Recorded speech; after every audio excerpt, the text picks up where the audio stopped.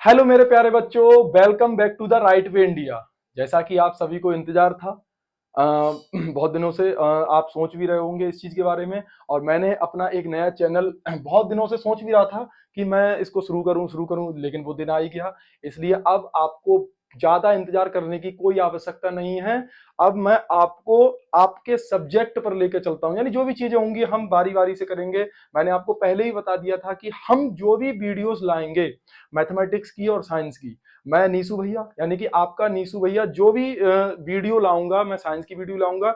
यानी कि जितनी भी चीजें मैं आपको बताऊंगा, यानी कि बेसिक से लेके चलूंगा। मैंने जिस चीज के लिए मैं इंतजार कर रहा था कि आपको सारी चीजें डिटेल्ड में और आसान भाषा में दूं, तो मैंने अपना वादा पूरा किया। यानी जितनी भी चीजें होंगी मैं आपको जो भी एग्जामिनेशन बोर्ड्स होंगे, यानी कि तुम्हारे जो भी बोर्ड के एग्जाम्स आने वाले हैं, सीबीएसई बोर्ड के एग्जामिनेशन 2026 में होने वाले जितने भी एग्जाम्स होंगे, मैं आपको उसमें बहुत आसानी से यानी आसान भाषा में आपको नोट्स प्रोवाइड कराऊंगा। यानी सारी चीजों मैं एक तरीके से बारी बारी से लेके आऊंगा। तो मैं सबसे पहले मैं रिपीट करता हूं दोबारा से, जो भी सिलेबस होगा इसका एक तरीके से मैं दोबारा आपको इसके बारे में बता देता हूं। यानी साइंस का जो भी सिलेबस है मैं आपको सबसे पहले बता देता हूं कि जो 10th का जो सिलेबस है उसमें सबसे पहले मैं बात करता हूं, इसमें कुछ यूनिट्स हैं और यूनिट्स के बारे में मैं पहले भी बता चुका हूं, आपको दोबारा भी मैं बता दे रहा हूं। यानी कोई भी चीज जो है मैं दोबारा से आपको रिपीट इसलिए कर रहा हूं क्योंकि आपको पता चल जाए उसके बारे में। तो यूनिट 1 जो हमारी होगी, इसमें सबसे पहली जो यूनिट 1 होगी वो केमिकल सब्सटेंस की होगी, जिसको हम एक तरीके से जिसमें हम नेचर और उसके बिहेवियर के बारे में बात करेंगे। यानी कि जो भी हमारे केमिकल सब्सटेंस होते हैं उसमें सीधा सीधा हम ये पढ़ेंगे, उसके जितने भी केमिकल सब्सटेंस उसमें जो जो नेचर होते हैं, हमारे जितने भी केमिकल्स हमारे एक तरीके से प्रोडक्ट के रूप में हमें मिलते हैं, उसमें हम उनके एक तरीके से नेचर और बिहेवियर के बारे में पढ़ेंगे। सबसे पहला इसमें जो चैप्टर रहेगा वो आपका रहेगा केमिकल रिएक्शन। केमिकल रिएक्शन के बारे में मैंने पहले भी आपको बता दिया था, यानी कि जो भी हमारी रिएक्शंस होंगी वो किसी ना किसी एक तरीके से कंपाउंड के बीच में होंगी, यानी कि एक तरीके से दो कंपाउंड के बीच में होने वाली। अब दोनों कंपाउंड हमारे एक तरीके से इसमें रिएक्टेंट का काम करेंगे, यानी जो भी रिएक्टेंट का काम करेंगे और नए प्रोडक्ट के रूप में हमको मिलेंगे, उसमें हम एक तरीके से उनके बार बार उनके नेचर और उनके बिहेवियर के बारे में बात करेंगे। यानी कि चीजों का बदलना, यानी कि जो भी चीजें होंगी इसमें जो भी एक तरीके से बार बार इसमें जो भी बदलाव होंगे वो हम इनके नेचर और बिहेवियर के बारे में ही बताएंगे।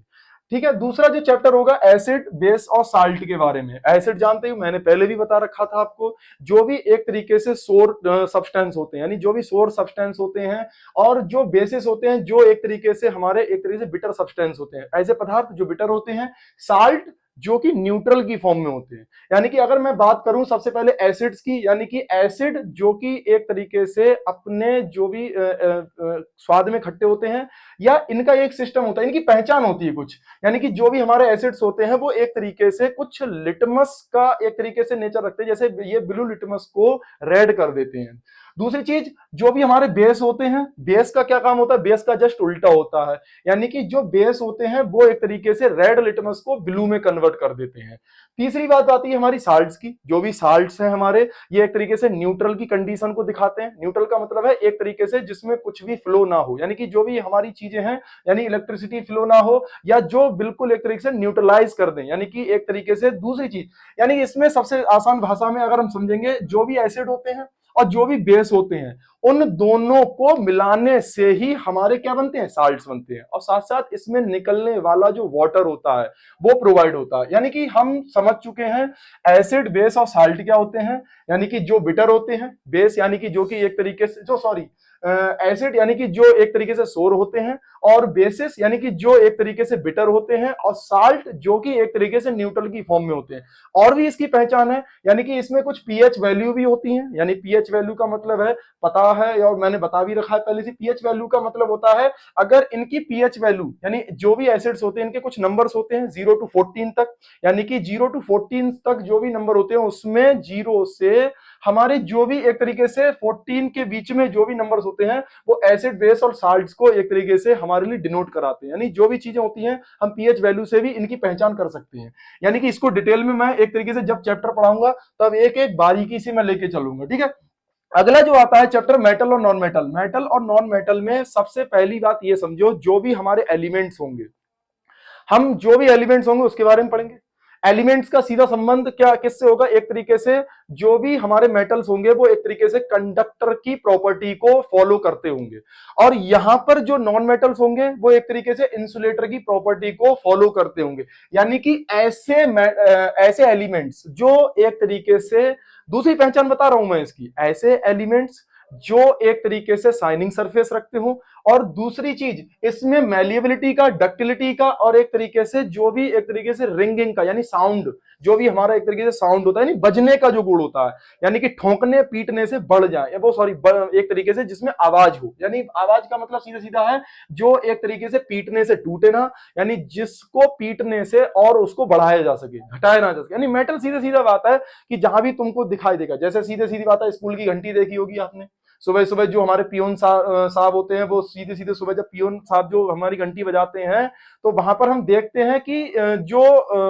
बजाने से बहुत दूर तक जिसकी आवाज जाती है, सुनी भी होगी आपको आप लोगों ने। तो नॉन मेटल में हम क्या पढ़ेंगे, नॉन मेटल का सीधा सीधा सिस्टम। अच्छा, मेटल्स जो होते हैं कौन कौन से हैं, जैसे अगर मैं बात करूं गोल्ड की, गोल्ड मतलब एक तरीके से सोना जिसको बोलते हैं, बात करूं मैं एक तरीके से सिल्वर की, सिल्वर यानी कि चांदी, और अगर मैं बात करूं नॉन मेटल की, इनकी जो प्रॉपर्टी होती है वो मेटल से बिल्कुल डिफरेंट होती है। यानी कि ये ना तो डक्टिलिटी की कोई प्रॉपर्टी रखते हैं, ना मेलिबिलिटी की कोई प्रॉपर्टी रखते हैं, और ना ही इसमें कोई भी शाइनिंग सरफेस होती है। सीधा सीधा अगर इसकी मैं बात करूंगा उदाहरण की, तो इसमें सबसे पहला जो एग्जाम्पल्स आता है, अगर मैं बात करूं सल्फर की, तो सल्फर एक ऐसा एक तरीके से एलिमेंट है जिसमें ना तो कोई भी एक तरीके से डक्टिल का गुण होता है, ना ही ये मेलिबिलिटी का कोई भी प्रॉपर्टी रखते हैं, और ना ही ये एक तरीके से बजते हैं, जैसे ही बजाओगे फूट जाएंगे, यानी टूट जाएंगे, यानी कि चूर चूर हो जाएंगे, बात खत्म। ठीक है, इसको डिटेल में मैं बताऊंगा जब चैप्टर स्टार्ट करूंगा। कार्बन कंपाउंड आता है, ये बहुत इंपॉर्टेंट चैप्टर भी है, यानी कार्बन कंपाउंड का सीधा सीधा संबंध है हमारा कार्बन से, सीधे सीधे संबंध है कार्बन से, हाइड्रोजन से और ऑक्सीजन से। यानी इसमें जो भी हम चीजें पढ़ेंगे सबसे ज्यादा महत्वपूर्ण तो वैसे कार्बन ही है, क्योंकि कार्बन ही एक इकलौता ऐसा एलिमेंट है जो इन सभी को अपने से एक तरीके से बांधे रखेगा, यानी कि बॉन्डिंग बनाएगा। अब बॉन्डिंग का मतलब सीधा सीधा संबंध है, यहां पर हम कुछ एक तरीके से सॉल्यूशन पढ़ेंगे, यानी एक तरीके से सैचुरेटेड और अनसैचुरेटेड के बारे में पढ़ेंगे। उनका सीधा सीधा मतलब होता है, यानी कि जो भी कार्बन अपने साथ बॉन्ड करेगा उसमें एक तरीके से कोवलेंट, डाइवलेंट, यानी जितने बॉन्ड होंगे उनका जो नंबर होगा वो हम एक तरीके से बॉन्ड के रूप में पढ़ेंगे। यानी कि इसमें पहचान सीधे सीधे यही है, और भी इसके बारे में डिटेल में मैं पढ़ाऊंगा आपको, अभी तो मैं केवल करिकुलम के बारे में बता रहा हूं। अब जो भी 4 चैप्टर मैंने आपको बताए हैं, कौन कौन सा, सबसे पहला रिपीट करता हूं केमिकल रिएक्शन, दूसरा मैं रिपीट करता हूं एसिड बेस और साल्ट्स का, तीसरा मैं दोबारा से रिपीट कर दे रहा हूं मेटल्स और नॉन मेटल्स का, चौथा है हमारा कार्बन कंपाउंड्स का। ये चारों चैप्टर जो हैं बहुत बहुत इंपॉर्टेंट है।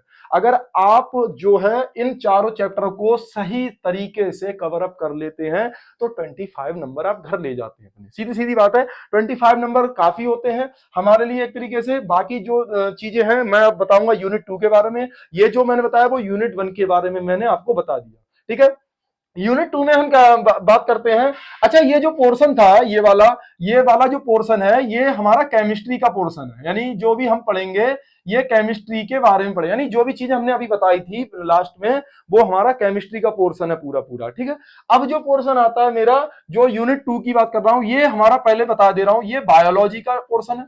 यानी कि बायोलॉजी में जो भी चीजें होंगी उसमें हम एक तरीके से, जो यूनिट सेकंड का नाम है वो वर्ल्ड ऑफ लिविंग है, यानी वर्ल्ड ऑफ लिविंग का सीधा सीधा संबंध है कि एक तरीके से संसार का जीवन यापन, यानी कि जो भी संसार का जीवन यापन है वो हम यहीं पर देखेंगे। यानी जीवन यापन का मतलब है जो भी चीजें, जो भी प्रोसेस और जो भी प्रक्रियाएं हम अपने जीवन में कर रहे हैं, जो भी जैसे मैं बोल रहा हूं या जो भी मैं अपने साथ जो भी एक तरीके से चीजें बता रहा हूं वो सारी की सारी एक तरीके से बायोलॉजिकल प्रोसेस होते हैं। बायोलॉजिकल प्रोसेस यानी जो हमारी बॉडी से बने हो, यानी जो हमारी बॉडी से एक तरीके से क्रिएट हो। तो सबसे पहले चैप्टर में अगर बताऊं तो लाइफ प्रोसेस में सबसे पहला चैप्टर है।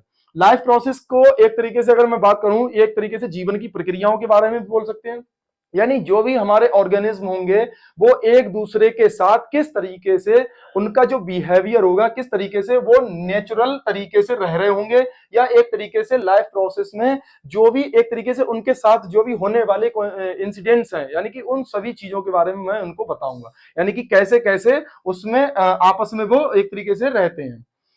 अगर मैं बात करूं दूसरे वाले नंबर का चैप्टर, यानी कि दूसरे चैप्टर का मतलब है कंट्रोल एंड कोऑर्डिनेशन। कंट्रोल और कोऑर्डिनेशन किसके बीच?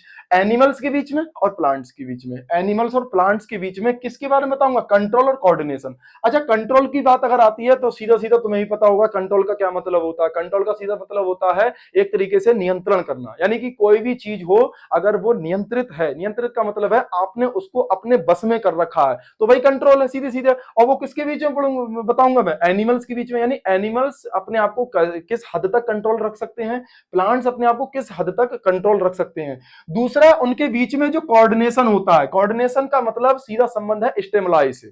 जो भी हमारी स्टिमुलस होते हैं, यानी कि एक तरीके से जो भी हमारी प्रक्रिया, यानी कि जो स्टिमुलाई होगा वो हमारे किस किस के बीच में होगा? एक तरीके से जो नर्वस सिस्टम होगा और एंडोक्राइन सिस्टम होगा। सीधा मतलब ये बताता हूं कि जो हमारा नर्वस सिस्टम होता है और एंडोक्राइन सिस्टम होता है उसके बीच में जो भी रिलेटिव चीजें हो रही हैं वो हमारा स्टिमुलस के माध्यम से होगा। यानी स्टिमुलाई एक ऐसा एक तरीके से ऐसी प्रक्रिया है जो किसी भी चीज को एक तरीके से बढ़ाती है। यानी स्टिमुलाई का मतलब है उत्तेजना पैदा करना, यानी बॉडी के अंदर कुछ क्रिएट कर देना, यानी कि पता चल जाना कि हमारे बीच कुछ हुआ है। जैसे मान के चलो सुई छिदी तो हमें पता चल गया कुछ ना कुछ हुआ, यानी कि कोई भी चीज, जैसे हमारे लिए इलेक्ट्रिसिटी फ्लो हुई हमारी बॉडी में तो हमें लगा कुछ हुआ, यानी एक तरीके से करंट फ्लो हो गया। तो इसमें हम पढ़ेंगे कोऑर्डिनेशन के बारे में, यानी कि किस किसी बीच में? एनिमल्स और प्लांट्स के बीच में होता है। वैसे हम लोगों के बीच में भी है, लेकिन एनिमल्स में भी हम ही आते हैं, कोई और नहीं आता है। ठीक है, बात खत्म करो।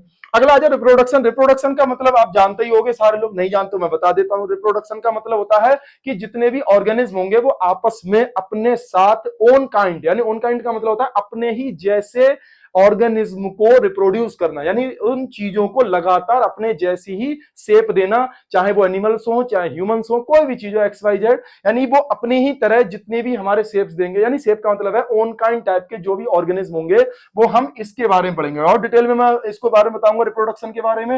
हेरिडिटी एंड एवोल्यूशन, ये थोड़ा सा इंपॉर्टेंट भी है, यानी कि इंपॉर्टेंट तो पूरी बायोलॉजी भी है, लेकिन हेरिडिटी और इवोल्यूशन में हम देखेंगे। हेरिडिटी का मतलब होता है जो भी हमारे पेरेंटल्स प्रॉपर्टी होती है। पेरेंटल का मतलब होता है माता पिता के जो भी गुण होंगे वो तुम्हारे अंदर आएंगे। आएंगे, तुम्हारी नाक, माता पिता की नाक थोड़ी सी मैच करेगी, पूरी तो मैच नहीं करेगी लेकिन थोड़ी तो मैच करेगी, यानी कि यहां पर जो भी हमारे हेरिडिटी होगी, हेरिडिटी एक तरीके से जो भी पेरेंटल प्रोसेस होगा वो सेम सेम दिखाएगा, यानी कि जो भी तुम्हारे ऑफस्प्रिंग्स होंगे, जो भी वंश होंगे वो तुम्हारी ही तरह देखने में हूबहू वैसे ही दिखाई देंगे। ठीक है, इवोल्यूशन यानी कि ये भी जो होगा ये एक तरीके से स्लो प्रोसेस है, ये बहुत लंबे समय से होने वाली प्रोसेस है, ये भी इसी से संबंधित है, लेकिन हम इसके बारे में जो भी चीजें होंगी वो चैप्टर के अंदर डिटेल में पढ़ेंगे। ठीक है, तो ये जो चैप्टर मैंने आपको बताए हैं बायोलॉजी के, जो भी वर्ल्ड ऑफ लिविंग से संबंध है, ये भी कितने हैं? 25 नंबर्स के। सीधे सीधी बात है, आपके कितने नंबर मार्क्स हो गए? यानी कि 25 प्लस 25 कितना? 50 मार्क्स का हमारा पूरा एक तरीके से करिकुलम कंप्लीट हो चुका है। आगे मैं और बताऊंगा, इंतजार करो, थोड़ा सा सब्र करो, क्योंकि जो भी चीजें होती है इंतजार करने वालों को बहुत कुछ मिलता है ना। अगर मैं बात करूं, ये तो हमारा दो पोर्शन हो गया, एक तो केमिस्ट्री का पोर्शन मैंने बता दिया और दूसरा मैंने पोर्शन बता दिया बायोलॉजी का। और अगर मैं तीसरे की बात करूं, यूनिट 3, तो यूनिट 3 जो होता है वो फिजिक्स से संबंधित है। फिजिक्स से संबंधित आप इसको लिख सकते हो, आप इसको नोट भी कर सकते हो। मैं जो है इसके लिए आप वीडियो को पॉज करके आप इसको लिख भी सकते हो, क्योंकि इंपॉर्टेंट करिकुलम है। मैं रिपीट कर रहा हूं इसको इसलिए ताकि तुम्हारे लिए जो भी बच्चे सो रहे हैं, जो भी बच्चे अभी तक नींद में थे वो एकदम से जाग जाएं, क्योंकि समय बहुत कम है। इसलिए मेरा यही सुझाव रहेगा कि अब जो भी चीजें आपके साथ होंगी वो एक तरीके से कोइंसिडेंशियल नहीं होंगी, यानी कि आपको लगातार पढ़ते रहना है। यानी कि जो भी चीजें हैं आपको जागना है और जाग के आपको सीधा सीधा अपने सिलेबस को कवर करना है। कुछ नहीं करना ज्यादा, देखो मैं पढ़ाऊंगा नहीं आपको, केवल उतनी ही चीजें लेके चलूंगा जितनी चीजें इंपॉर्टेंट है। ज्यादा बवाल मैं भी नहीं चाहता और ना ज्यादा आपके ऊपर लोड डालूंगा, सीधी सीधी बात है। और तीसरा जो यूनिट है, अब मैं तीसरे यूनिट पर आता हूं, फिजिक्स पर। अच्छा, लाइट की बात करूंगा तो लाइट, जैसे अभी मैं जो भी वीडियो में बना रहा हूं वो एक तरीके से क्या है हमारा, एक तरीके से हम लाइट में ही बना रहे हैं। अच्छा, मैं आपको देख पा रहा हूं, आप मुझे देख पा रहे हैं, कुछ ना कुछ तो तरीका है देखने का, यानी कि ये किसी ना किसी सोर्स के माध्यम से ही हो रहा है। अगर मैं लाइट की बात करूं तो लाइट में मैं सबसे पहले आपको बताऊंगा रिफ्लेक्शन के बारे में।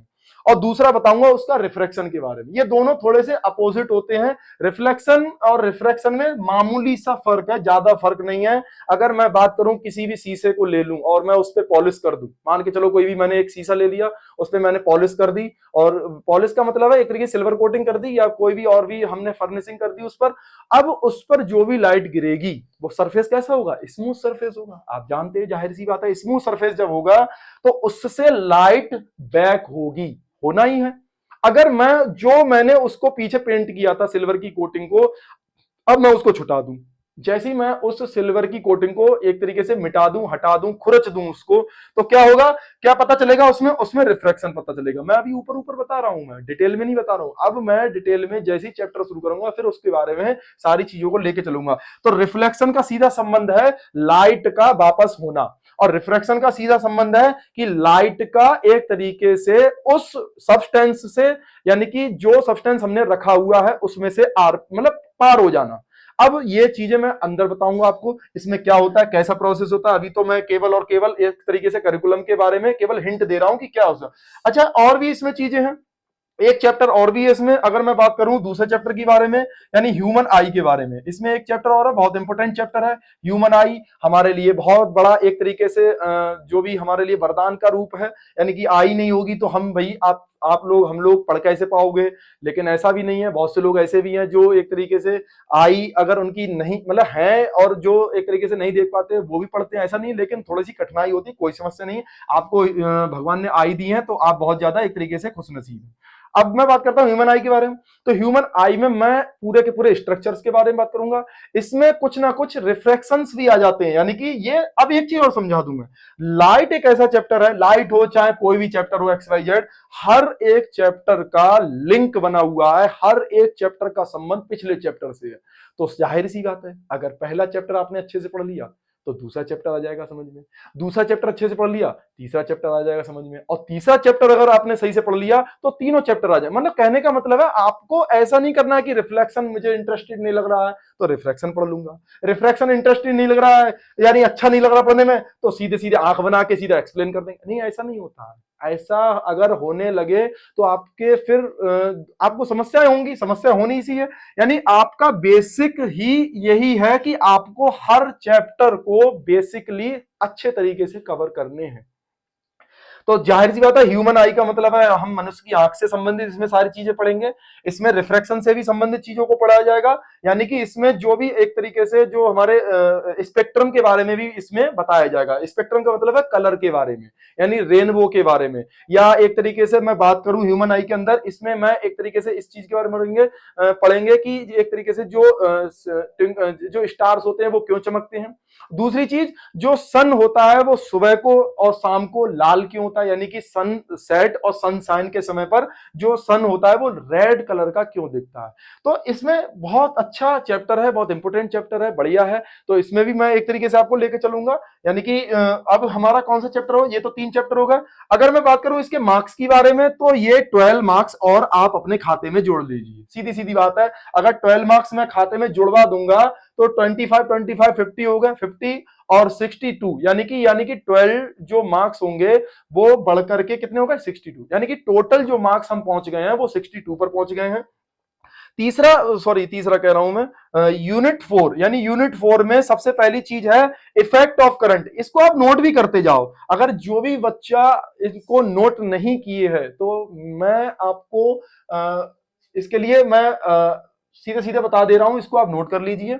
यानी वीडियो पॉज कर लो आप या कुछ भी करो, इसको नोट करना बहुत जरूरी। अगर आपको करिकुलम के बारे में नहीं पता है, मैं क्योंकि रिपीट कर रहा हूं इसको दोबारा से, मैं एक बार और कर चुका था, इसलिए आप इसको दोबारा से लिख लो, कृपा करके लिख लो, क्योंकि ये बहुत ज्यादा जरूरी चीजें हैं। अब मैं यूनिट 4 पर आता हूं, इफेक्ट ऑफ करंट। अच्छा, इफेक्ट ऑफ करंट का मतलब, इफेक्ट ऑफ करंट का सीधा सीधा संबंध है जो भी बिजली है, यानी इफेक्ट ऑफ करंट का मतलब है इलेक्ट्रिक करंट का, मतलब एक तरीके से नाम दे रहा हूं, यानी जो भी बिजली है वो किस तरीके से फ्लो होती है। इसके बारे में पढ़ेंगे हम। अब फ्लो होने का भी कुछ ना कुछ सिस्टम है। सिस्टम का मतलब है, अब इसमें कुछ चैप्टर है हमारे। इसमें सबसे पहले चैप्टर का नाम है इलेक्ट्रिसिटी है। इलेक्ट्रिसिटी सबसे पहले चैप्टर का नाम है। और इलेक्ट्रिसिटी में हम सीधे सीधे ये पढ़ेंगे कि वो फ्लो होती कैसे है, आखिर ऐसा क्या हुआ, यानी जो किसी भी सब्सटेंस को लेके हम उसमें कोई भी चीज एक तरीके से फ्लो करा दिए। फ्लो कराने का मतलब सीधा संबंध है कि कुछ ऐसी चीज जो एक तरीके से करंट पैदा करे। अब करंट पैदा कैसे होगा, सीधा सीधा संबंध है। अगर मैं बात करूं एटम्स की, यानी एटम्स का मतलब है जितने भी परमाणु होते हैं उसकी बात करूं, तो उसमें अगर मैं बात करूंगा, कोई भी परमाणु आप ले लो, चाहे कुछ भी ले लो, एक्स वाई जेड, चाहे सिल्वर ले लो, चाहे गोल्ड ले लो, एक तरीके से जो परमाणु की फॉर्म, एक तरीके से एलिमेंट की फॉर्म में होंगे वैसे तो, लेकिन जैसे ही मैं इसके अंदर कोई भी इलेक्ट्रिसिटी फ्लो कराऊंगा तो इसके अंदर पाए जाने वाले जो भी इलेक्ट्रॉन्स होंगे वो एक तरीके से मूव ऑन हो जाएंगे। और जैसे ही मूव ऑन हो जाएंगे तो हमको कुछ ना कुछ ऐसा लगेगा कि इसमें कुछ चल रहा है, दिखाई नहीं देगा, महसूस होगा केवल। तो वही हमारी बिजली है। झटका लगा है कभी? लगा होगा, हमें पता है, बताओगे नहीं तो हमें पता है झटका लगा है, बताओगे नहीं, पता है ना हमें। तो अगला ये तो हो गया हमारा इलेक्ट्रिसिटी का। Magnetic effect of current. अच्छा, मैग्नेटिक इफेक्ट, मैग्नेटिक इफेक्ट, चुंबक वाला खेल खेला है, मुझे पता है चुंबक वाला खेल खेला होगा आपने। वही हाथ पे रखा, नीचे रखा और चला रहे हैं, मौज ले रहे हैं सुबह सुबह शाम को, जो भी है। यानी कि एक तरीके से मैं बात करूं मैग्नेटिक इफेक्ट की, छोटे छोटे बच्चे देखे होंगे आपने गली मोहल्ले में जगह जगह। अब मैं बात चुंबक की कर रहा हूं, लेकिन उसके अंदर मैं आपको पढ़ाऊंगा जो मैग्नेटिक इफेक्ट है वो किस तरीके से किसी भी फील्ड को, यानी कि कोई भी चीज को, अब कोई भी चीज का मतलब क्या, कंडक्टर, यानी कि कंडक्टर हम पकड़ेंगे सबसे पहले। और जैसे हम कंडक्टर को पकड़ लेंगे, उस कंडक्टर में कुछ ना कुछ, अब कुछ ना कुछ क्या मतलब, इलेक्ट्रिसिटी को फ्लो करा देंगे। और जैसी इलेक्ट्रिसिटी फ्लो करा देंगे, इलेक्ट्रॉन अपने आप भागना शुरू कर देगा। जैसे इलेक्ट्रॉन भागना शुरू करेगा, उसमें मैग्नेटिक फील्ड ऑटोमेटिकली क्या हो जाएगा, जनरेट हो जाएगा। अच्छा, मैग्नेटिक फील्ड जब जनरेट होगा तो पता ही है, एक तरीके से जो भी चीजें होंगी वो डायरेक्शन को बताना शुरू कर देंगी। अब मैं इसको डिटेल में बताऊंगा, अभी मैं कुछ नहीं बता रहा हूं, अभी तो मैं केवल करिकुलम के बारे में बता रहा हूं। तो ये तुम्हारा जो पोर्शन है किसका, यूनिट 4 का, इफेक्ट ऑफ करंट। ये जो पोर्शन है वो कितने मार्क्स का है, ये 13 मार्क्स का है। यानी जो भी पोर्शन है, अब इसमें आप 62 में कितना जोड़ लीजिए, 13 जोड़िए, कितना हो गया, 357, यानी 75 मार्क्स का आप कंप्लीट कर चुके हैं। कंप्लीट नहीं हुआ, ये तो मैंने करा दिया, केवल ऐसे ही बता रहा हूं। कंप्लीट अभी कहां, आप तो सो रहे हो अभी, अब रील्स देख रहे होगे क्योंकि रात का टाइम है ना, रात का टाइम हो, चाहे कुछ किसी का माँ बाप को बेवकूफ बना रहे होगे, ये चीजें नहीं करनी है। मैं मेहनत से आपको वीडियो बना के, इतनी मेहनत से आपको सारी चीजें बता रहा हूं, तो ऐसे ही